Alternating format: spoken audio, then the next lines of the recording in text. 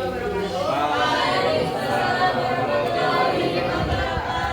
Kami dari kelompok 3 akan presentasikan tentang Islam di Afrika.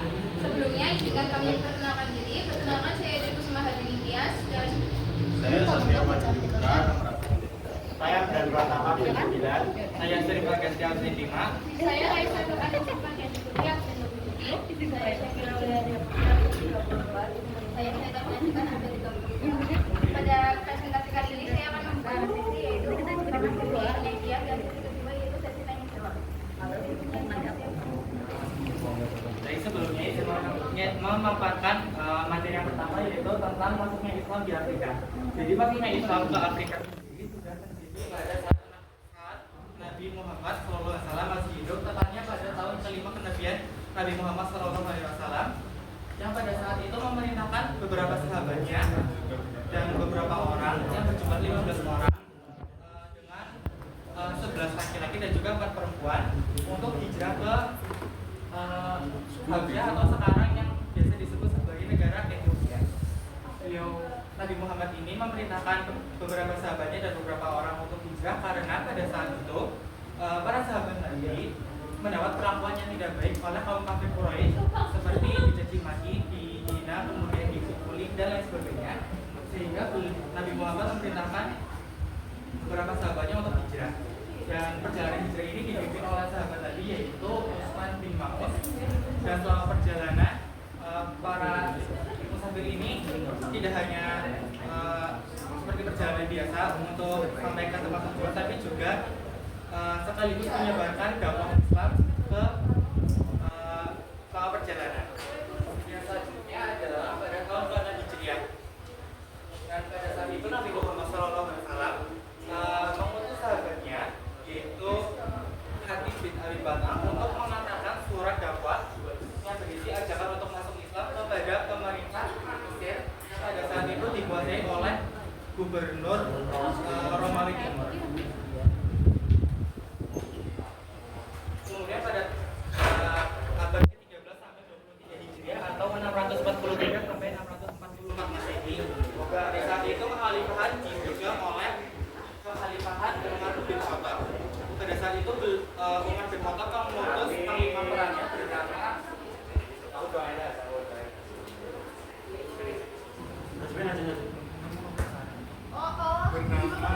Ahmad ibn As untuk berperang melawan kekaisaran Bizantium atau kekaisaran Romawi Timur yang pada saat itu memegang kekuasaan di daerah Mesir. Selanjutnya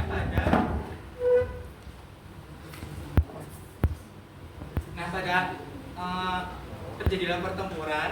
Lalu pertempuran dimenangkan oleh pasukan dari Ahmad ibn As sehingga daerah Mesir dikuasai oleh kaum muslimin dengan beribu kota di Fasod atau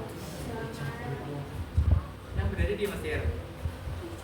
Kemudian pada abad ke-7 sampai 8 Hijriah, agama Islam mulai menyebar ke berbagai daerah di Afrika seperti ke Tunisia, kemudian Libya dan lain sebagainya.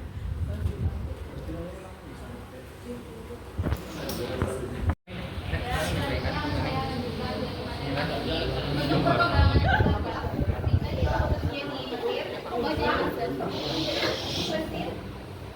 Mesir, Islam datang ke Mesir itu terjadi pada masa kekhalifahan Umar bin Khattab. Umar bin Khattab itu sendiri merupakan mertua dari Nabi Muhammad SAW. Kemudian untuk dinasti pertama yang berdiri di Mesir itu adalah dinasti Fatimiyah yang didirikan oleh Said Ibn Husain pada tahun 903 Masehi. Kemudian untuk kita ketahui bahwa Mesir itu merupakan negara yang memiliki mayoritas penduduknya itu menganut agama Islam. Sekitar 90,2% penduduk Mesir itu menganut agama Islam.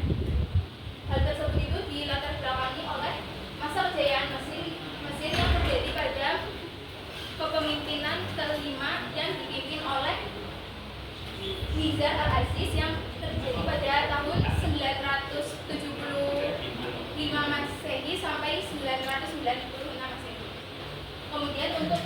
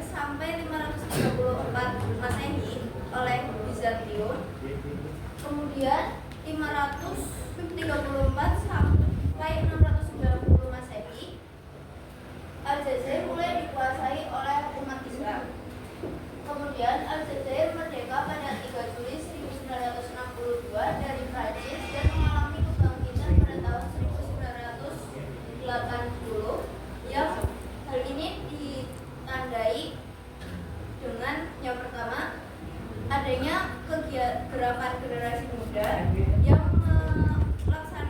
yang mengadakan kajian dan kegiatan memakmurkan masjid.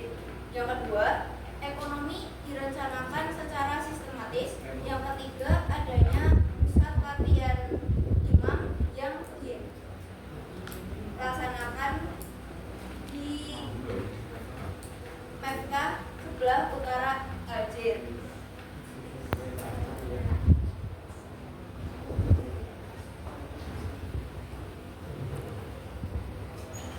Selanjutnya ada kerajaan Islam yang ada di Afrika. Yang pertama yaitu adalah dinasti Fatimiyah yang berdiri dari tahun 297 sampai 567 Hijriah. Dinasti ini menguasai daerah Mesir sampai Aljazair dan mencapai puncak kejayaannya di tangan seorang pemimpin yang bernama Abu Mansur Nizar al-Aziz. Terus yang kedua adalah dinasti Idrisiyah yang berkuasa dari tahun 788 sampai 974 Masehi. Pertama berdiri di negara Maroko yang didirikan oleh Idris bin Abdullah yang bertujuan untuk menyebarkan pengaruh atau ajaran yang bernama Syiah. Selanjutnya ada dinasti Al-Aliyah. Dinasti ini didirikan pada tahun 124 sampai 1250 Masehi. Dinasti nama Al-Aliyah sendiri diambil dari nama pendirinya yaitu Salahuddin Al-Ayyubi. Dinasti ini terjadi di berbagai sektor mulai dari pendidikan, kesehatan, arsitektur, dan keilmuan. Hubungan dinasti Ayyubiyah karena terjadinya perang saudara dan perang salib.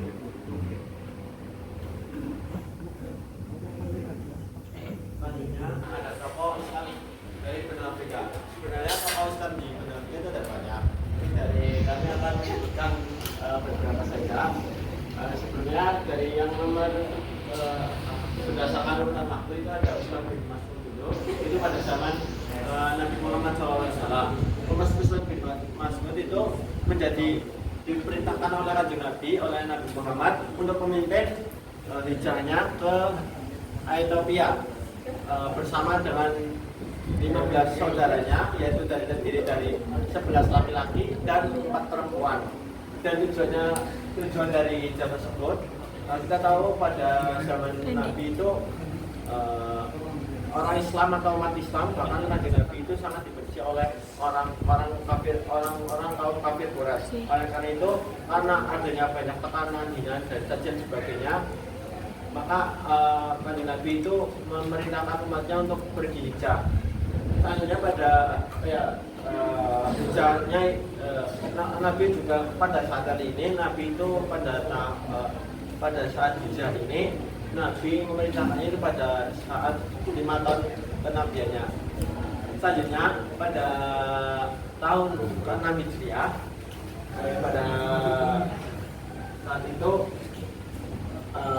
Rasulullah SAW atau Nabi itu memerintahkan satu itu yang ketiga ada Hatib bin Abi Balta'ah menyampaikan surat untuk mengajarkan atau ajakan untuk masuk Islam kepada gubernur Mesir pada saat itu atau penjajah pada saat itu, yaitu Muqawqis yang berasal dari Romawi Timur.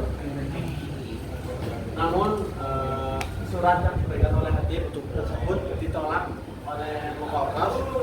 Selanjutnya pada Khalifah Umar bin Khattab dari tahun 634 sampai 644 Masehi atau 13 sampai 23 Hijriah, Umar bin Khattab itu memerintahkan sahabatnya, yaitu ada Amr bin As.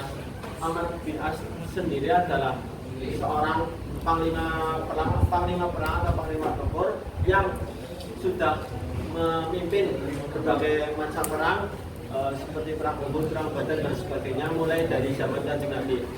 Dia menjadi panglima mulai dari zaman Kanjeng Nabi lalu saat Abu Bakar Siddiq, dan terakhir masa Umar bin Khattab. Lalu setelahnya pada masa Utsman itu beliau dilengsarkan. Terus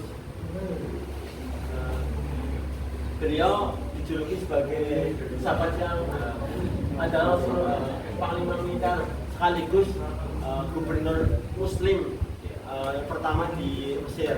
Kenapa menjadi gubernur Muslim pertama di Mesir? Karena pada saat itu dia diperintahkan oleh Umar bin Khattab untuk memerangi atau melawan penjajah, yaitu Muqawqis tadi yang menolak surat dari sahabat sebelumnya Hatib. Karena pertempuran tersebut beliau menang dan menggantikan Muqawqis tadi yang sebelumnya gubernur bidang Islam menjadi digantikan dengan Umar bin As menjadi Muslim.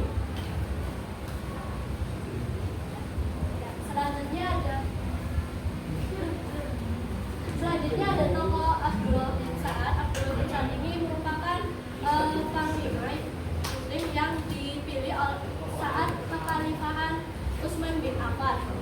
Dan Abdullah bin Sa'ad sebelumnya pernah keluar dari agama Islam atau murtad karena beliau meragukan kenabian Nabi Muhammad SAW, dan setelah itu beliau masuk Islam kembali di saat hari penaklukan kota Mekah yang dilakukan oleh Nabi Muhammad SAW.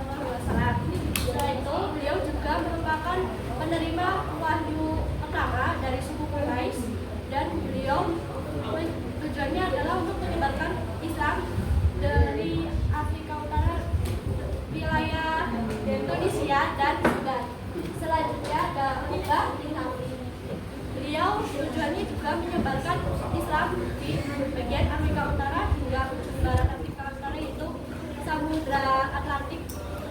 Dan beliau juga mendirikan kota Iran sebagai pusat pendidikan agama Islam dan pangkalan militer kaum Muslim. Namun beliau dibunuh oleh pasukan Mughalid pada tahun 643 Masehi.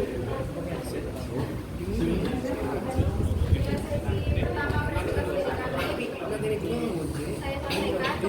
Sesi kedua, apakah ada yang ingin bertanya? Mau tanya? Dalam beserta sebenarnya. Oke, sebelumnya perkenalkan, nama saya Nafanur Ramadhani, 25, saya bertanya. Tadi kan Abdullah bin Sa'ad sempat keluar dari Islam ya, karena melakukan itu. Terus kan habis itu masuk lagi ke Islam tuh. Nah, itu apa alasan yang bikin dia masuk ke Islam lagi? Karena kan sebelumnya kan sempat melakukan gitu. Ya, terima kasih. Saya izin menjawab dari pertanyaan yang pertama, kenapa Abdullah bin Sa'ad itu masuk Islam kembali? Karena beliau ingin membantu Nabi Muhammad SAW dalam menyebarkan Islam ke benua Afrika.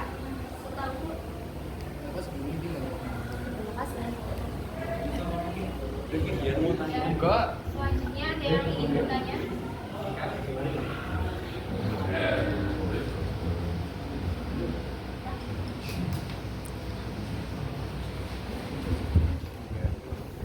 Ya, Randy, silakan.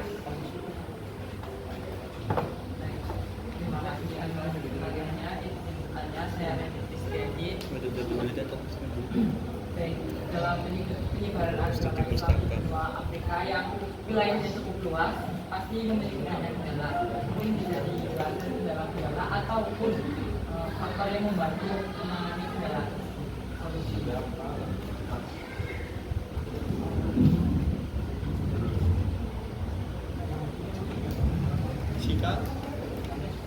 Nah, saya izin menjawab pertanyaan dari ini. Setahu saya berdasarkan beberapa artikel yang saya baca, terkait kendala penyebaran Islam di benua Afrika itu ada tiga. Yang pertama itu karena kondisi sosioekonomi orang-orang Afrika yang memang rendah. Kemudian yang kedua itu adanya penolakan dari orang-orang Afrika itu sendiri. Kemudian yang ketiga adalah bersaing penyebaran agama Islam itu bersaing juga dengan penyebaran agama Kristen yang saat itu memang sudah lebih dulu menyebarkan agama Kristen melalui Kekaisaran Romawi. Seperti itu. Oke, terima kasih. Sekian presentasi dari kelompok kami. Mohon maaf apabila ada kesalahan. Wassalamualaikum warahmatullahi wabarakatuh.